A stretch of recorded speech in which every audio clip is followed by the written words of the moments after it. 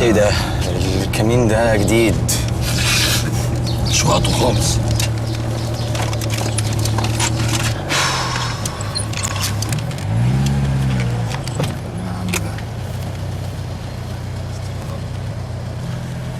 مساء الخير. مساء الفل يا باشا. بطل العربية دي بكم وزكام في عز الصيف. انت عارف يا باشا بقى التكييف وكده. التكييف. انزل. شوف يا ابني العربية ام تكييف دي، افتح لي الشنطة.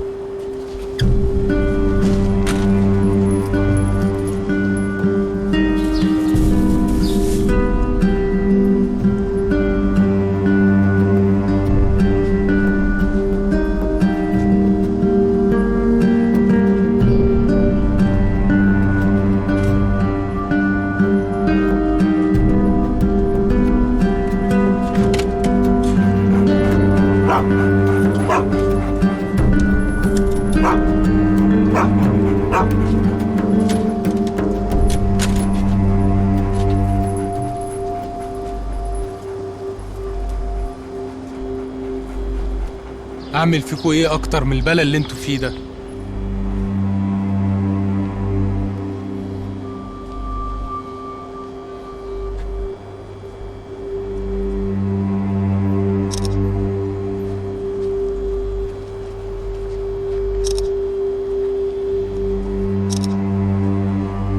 امشوا من هنا، ولو شفت حد فيكوا هنا تاني هحبسه. يعني نمشي يا باشا؟ يلا.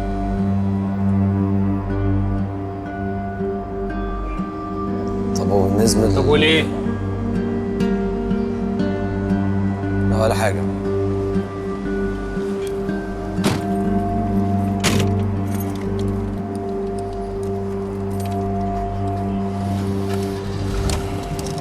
ليلة غمة غم.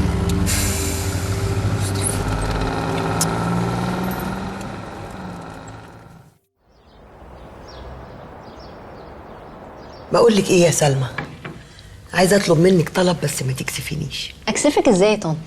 عايزه اعرفك بابن واحده صاحبتي. اشمعنى؟ يعني بيدور على العروسه. عروسه؟ حضرتك جايبه لي عريس؟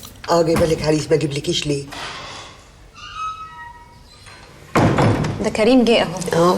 هاي كريم. ازيك يا سلمى؟ ازيك؟ الحمد لله تمام. يلا تعالى اقعد معانا شويه. لا سيبيه يروح يخلص مذاكرته. يلا. من اول الشهر الدرس هيبقى مرتين في الاسبوع عشان نلحق الامتحانات بقى. حاضر يا حبيبي، هعمل حسابي. ايه هتقابليه امتى؟ هو مين؟ وبعدين معاكي بقى. طنط علشان خاطري بلاش الموضوع ده. لا مفيش حاجه اسمها بلاش، هتقابليه. يعني ما كانش عاجبك ان الامهات شغالين خطبه وجايبين لك عريس؟ انا بقى الخطبه بتاعتي حماتي شخصيا. على فكرة هي ما بقتش حماتك، انتي اتطلقتي. انتي نسيتي ولا ايه؟ لا ما نسيتش، بس يعني هي في الاخر ام طارق. وبعدين فكره انها تجيب لي عريس دي مش مفهومه خالص. مش مفهومة ليه يا بنتي؟ عادي، الست خايفة عليكي كأنك بنتها. مش عارفه، يمكن. كتر خيرها والله. المهم هتقابليه امتى؟ اقابله ايه يا مريم؟ ده انا خدت الخبر من هنا نزل عليا سهمان. ومين قال ان احنا كبرنا ودي اخر فرصة بالنسبة لنا؟ ولو ما لحقناهاش هنقضي بقية حياتنا لوحدنا. على فكره انا ما قلتش ان احنا كبرنا، لان احنا اصلا ما بنكبرش. طيب قلتي ما بقيناش صغيرين، مش فارقة يعني واحد. المهم انجزي. ما تنجزي انت الاول. ما انا انجزت، عملت اللي عليا، اعمل ايه اكتر من كده؟ قبليه تاني. ما انا فعلا بفكر. بجد؟ مش عايزة اكمل بقية حياتي لوحدي. فرفورة حبيبتي.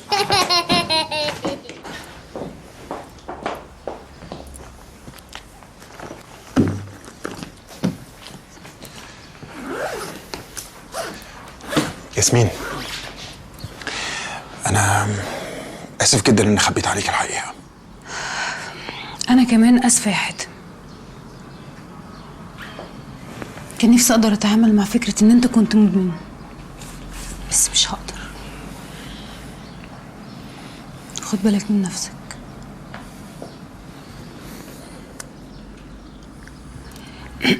بابي هيبعت حد بالليل ياخد الشنط.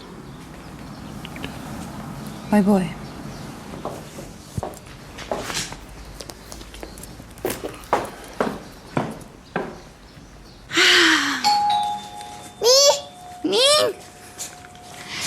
شوف مين ده، بابي. مساء الخير. سلام. انتوا نمتوا ولا ايه؟ لا لسه، بس كانت هتنام. وحشتني فريده، كنت عايز العب معاها شويه.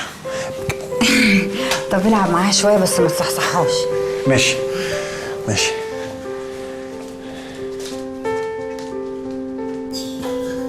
تاتي تاتي.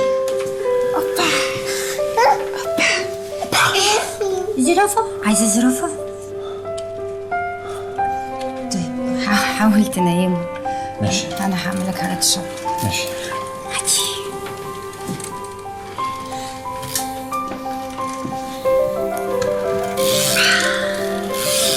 ازيك يا فريده؟ عامله ايه يا فريده؟ ازيك يا فريده؟ طيب وحشتني جدا.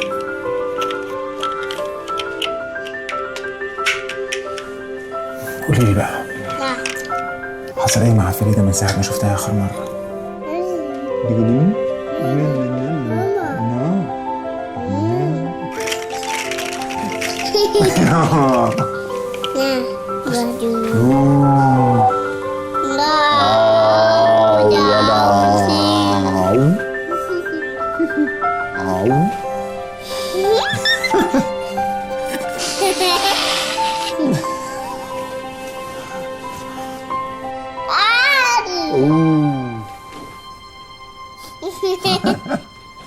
من ساعة ما دخل وانا متلبشة كأني عملت حاجة غلط. مش عارفة اساسا اقوله ولا ما اقولوش. اعمل الاتنين ازاي يعني؟ ايه شغل المجانين ده؟ بقولك ايه، انا ماليش في شغل النسوان. انا هقوله وخلاص، هقوله وخلاص يا سامي، اللي يحصل يحصل بقى. ولا اقولك لا، مش هقوله حاجة، مش وقته دلوقتي، هبقى اقوله المرة الجاية. هتعامل عادي كأن مفيش حاجة. طب خلاص اقفلي اقفلي، هكلمك بعدين.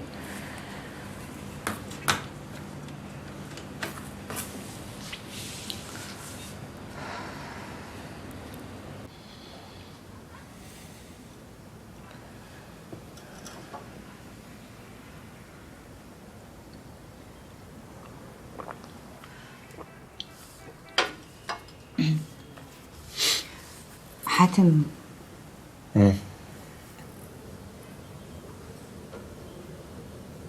أنا جالي عريس.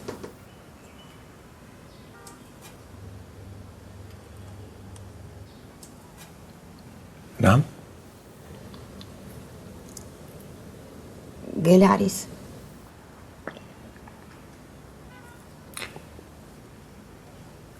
جالك منين؟ من حضانة فريدة. مدرس؟ لا، أب.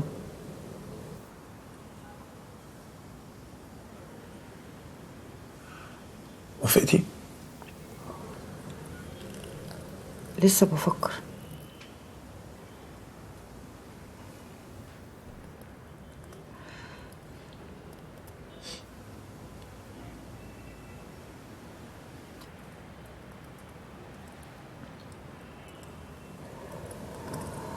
ياسمين عاملة ايه؟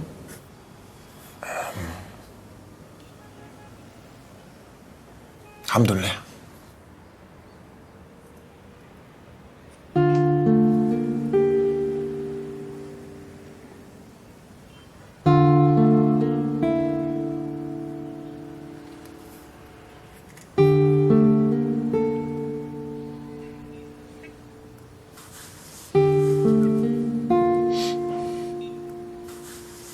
سلمى غلاوتها من غلاوة ولادي. دي البنت اللي طلعت بيها من الدنيا، ولو ما كنتوش انتوا الاتنين تربيتي ما كنتش قعدتكوا القعدة دي أبدا.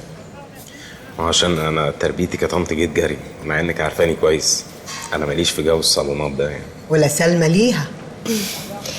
الصراحة دي أول مرة في حياتي أقعد قعدة زي دي، وعمري ما تخيلت إني ممكن هقعدها يعني.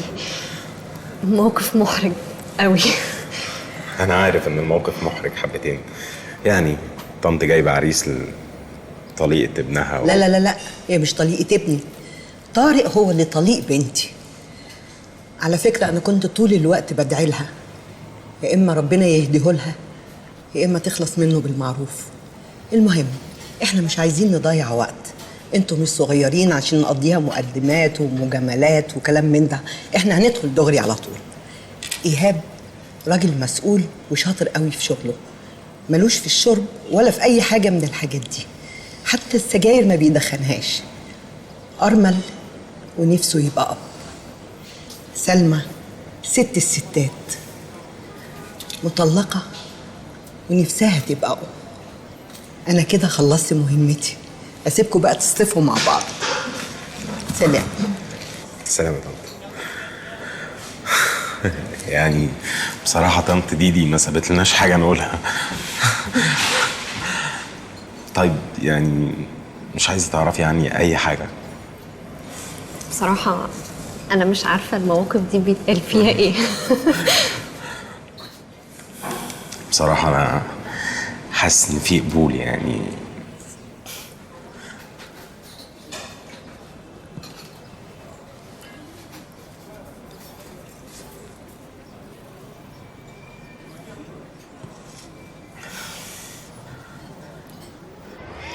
هو بصراحة مز، بس دماغه فاضية شوية. هو اللي قبليه يعني كانت دماغه مليان. وعشان كده أنا مش عاوزة أعمل نفس الغلطة مرتين. جايز يكون عندك حق، مش عارفة. هو موجود هنا؟ لا لسه ما جاش. طب بقول لك إيه، لما يجي بقى عرفيني عليه، بس أنا يعني عندي نظرة في الرجالة. تسكتي خالص. نسكت فعلا. ما تتكلميش ولا كلمة. بس هعرفك عليه حاضر. بس أنا مش عارفة أساسا أكمل في موضوع أحمد ده ولا لأ. ليه؟ طلعت دماغه فاضية هو كمان؟ لا بالعكس، دماغه عجباني جدا. بس لما حاتم جالي امبارح بالليل فجأة حسيت في مجيته بحاجة مختلفة. بإيه يعني؟ حسيت إن هو جاي يتمم علينا، وأنا بصراحة خاف أتجوز عشان ياخد مني البنت. ياخد منك البنت إيه يا مريم؟ لا طبعا، شيلي الكلام ده من دماغك. هاي. هاي. ازيك يا أحمد؟ سلمى صاحبتي. هاي. أحمد. نايس تو ميت يو. سيم هير. عاملة ايه؟ كويس.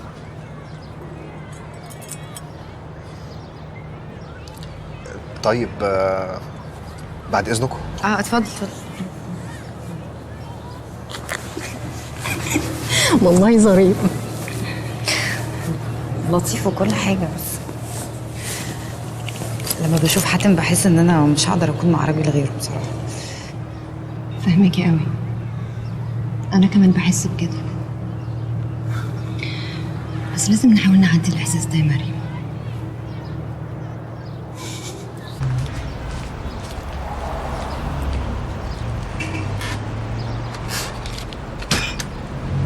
لو سمحت، مفيش مية ساقعة؟ كله ساقع. لا مش كلهم. السلام عليكم. السلام ورحمة الله وبركاته. دي كويسة؟ لا مش ساقعة أوي. دي كويسة؟ لا، ما عندكش حاجة متلجة؟ التلاجة شغالة والله طول النهار، ما عنديش حاجة أسقع من كده يعني. طب شوفي دي حضرتك. لا أنا قصدي حاجة تلج تلج. لا ما فيش عند حضرتك تلج، ممكن ده أسقع حاجة. طب لو شفت لي جوه قوي ما بيبقوش متلجين؟ شوفي دي كده. لا مش ساقعة. لو سمحت بعد اذنك. ثانية واحدة. اتفضلي. ماشي الحال. معلش الاقي فكة 50 معاك؟ لا معيش للأسف. لو سمحت بس عشان التاكسي والنبي. لا والله ما معيش. اتفضلي يابا. مع انها مش ساقعة قوي. نعمل لكم ايه يعني؟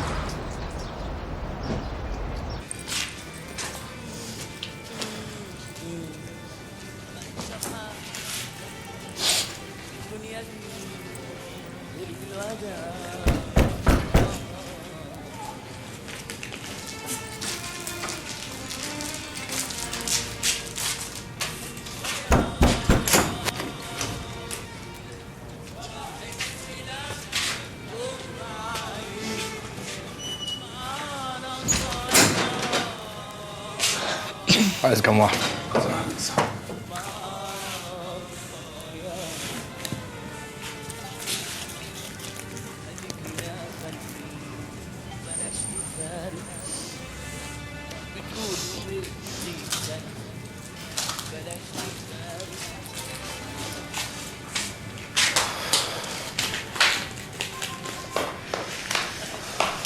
بقول لك يا عز، ايه يا حبيبتي؟ ما تشوفي لعلي شغلانه. علي بمنظره ده؟ اه. يا هاني يا حبيبتي، البيسه بتجيب تفقير زي ما انت شايفه كده، ما بتجيبش شغل. بس اكيد ممكن تلاقي له حاجه، فكري له انت بس. حاضر.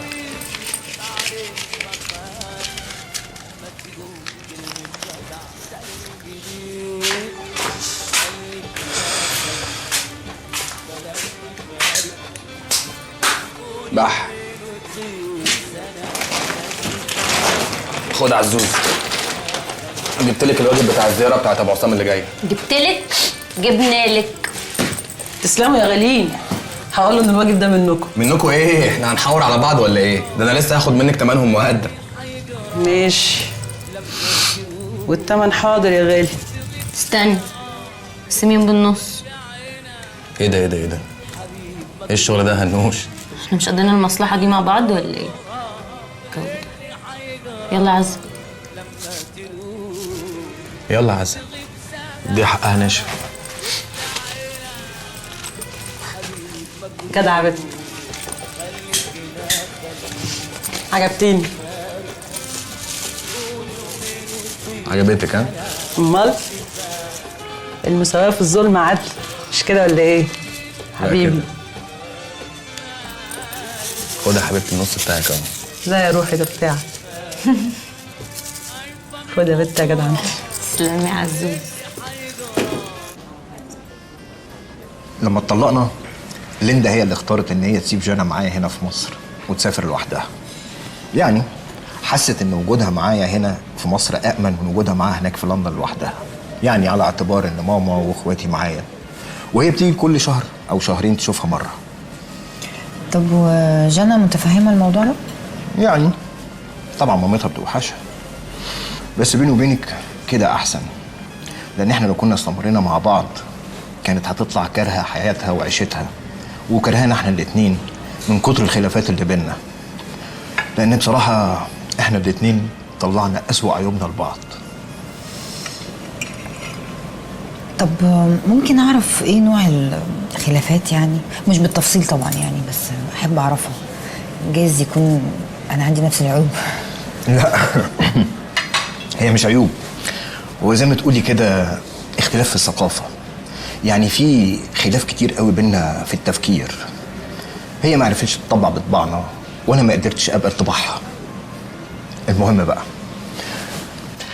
انا بقى ممكن اعرف انت وحاتم اتطلقتوا ليه؟ اعتقد ان احنا ما قدرناش نفهم بعض. جايز ده ما كانش باين واحنا في دبي. انت عارف برضو الغربة بتخليك مش على طبيعتك. بس اول لما رجعنا مصر اكتشفنا في بعض حاجات كتير وما عرفناش نتعامل معاها بس. طب ممكن اعرف حاجه واحده من الحاجات دي؟ اكيد طبعا هبقى اقولك عليها، بس خليها يوم تاني بلاش النهارده. اوكي. ده على الاقل كده ضمنت ان انا اشوفك تاني. كملي اكل. انا شبعت. احنا عندنا البسكوته بتاعتنا. الله. عنيونيو، عايزه دي؟ طب تعالي نارين هتديكي واحده. هنروح؟ انت عايزه تروحي باي؟ انت عايزه تروحي باي؟ نارين. طب استني تعالي. طب ليه زعلانه ليه؟ تعالي مريم. تعالي ازيك يا حاتم؟ الحمد لله. احمد حاتم. اهلا وسهلا. ابو فريده. واضح الشبه اللي بينك وبين فريده. مش عايزه تاكل.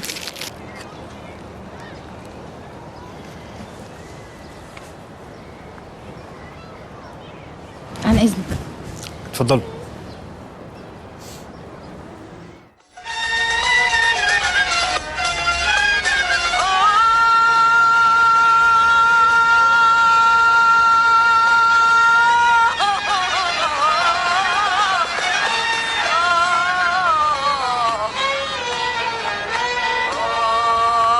زرعت في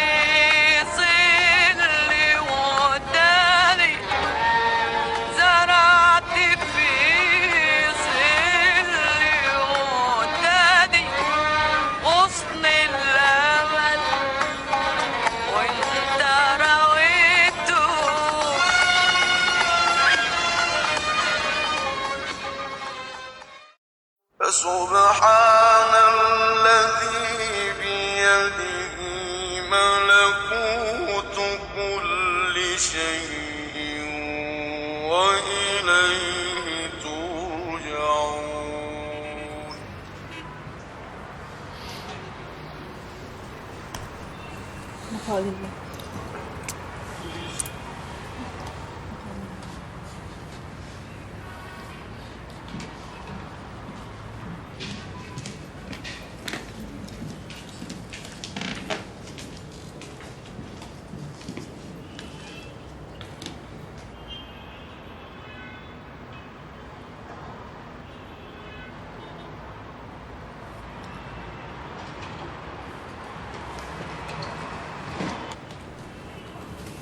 علي، باقي في حياتك يا حبيبتي. حياتك الباقية. خالك مات محشش يا علي، تفتكر هيخش النار؟ بعد الشر يا رضوى يعني، بس الله اعلم. على الاقل هو ميت وهو عامل دماغ. باقي في حياتك.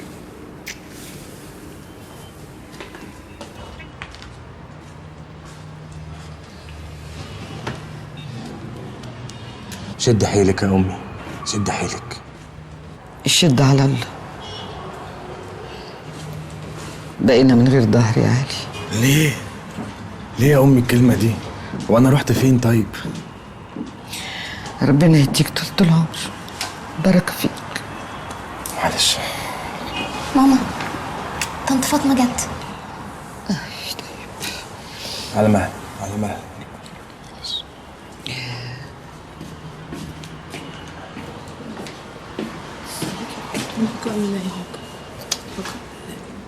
دوام لله. يخليك، ما يخليك. شد على الله، شد. خلي بالك من ماما. ربنا يخليك يا طنط.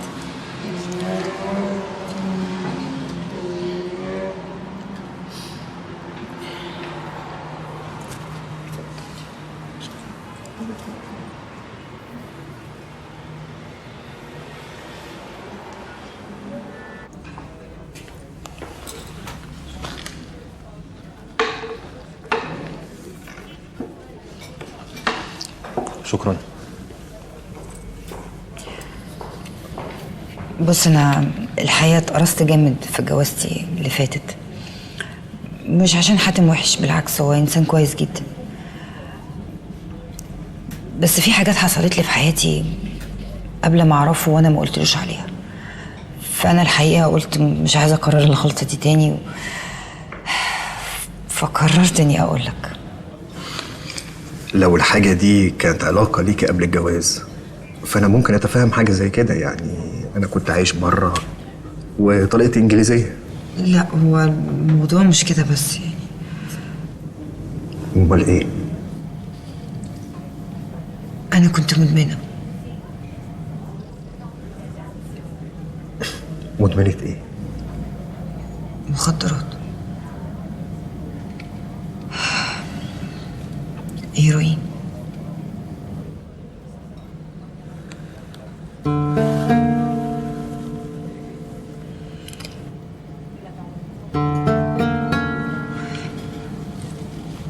بس أنا كنت مبطلة 9 سنين وانتكست من فترة قصيرة، بس فترة بسيطة يعني ودلوقتي بقيت متعافية، بقيت كويسة.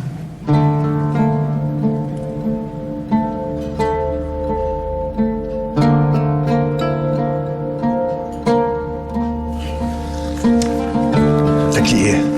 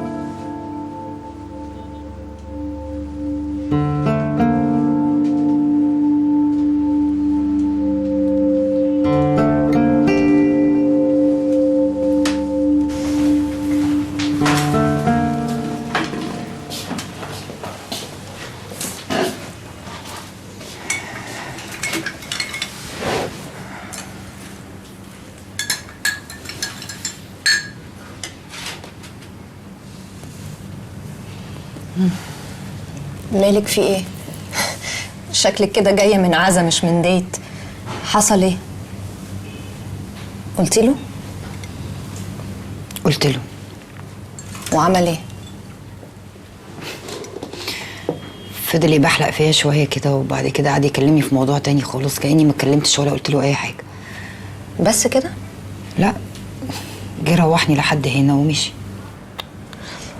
جايز محتاج بس شويه وقت يستوعب الموضوع. جايز، كل شيء جايز. عموما يا مريم انت عملتي الصح، كان لازم تقولي له. اديني قلت. هو بقى لو ما قدرش يفهم ويقبلك زي ما انت، يبقى قلته احسن، والا والله هتلاقي نفسك بتعيدي نفس حكايتك مع حاتم تاني. هو جابني سيره القط. حاتم. الو. الو. ازيك يا حاتم؟ الحمد لله. ازيك يا مريم؟ انا الحمد لله كويسه. انا مسافر بكره شرم الشيخ، وكنت عايز اخد فريده معايا. بكره يعني؟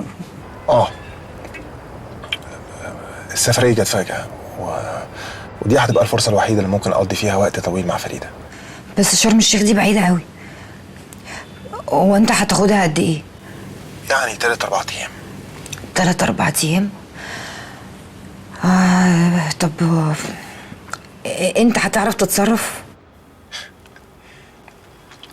ما تقلقيش يا مريم.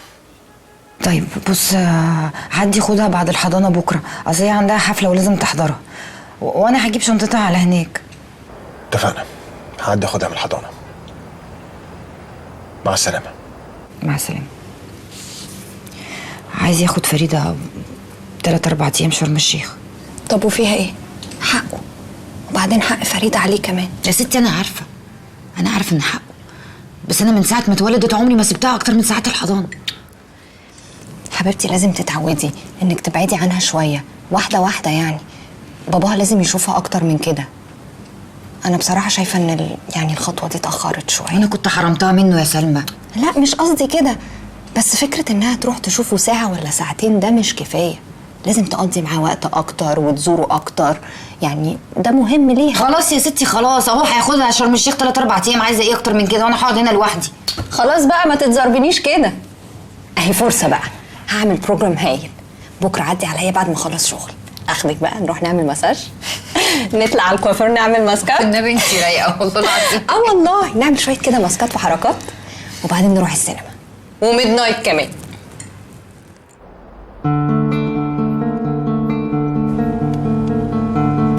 هو انتوا وراكمش غيري؟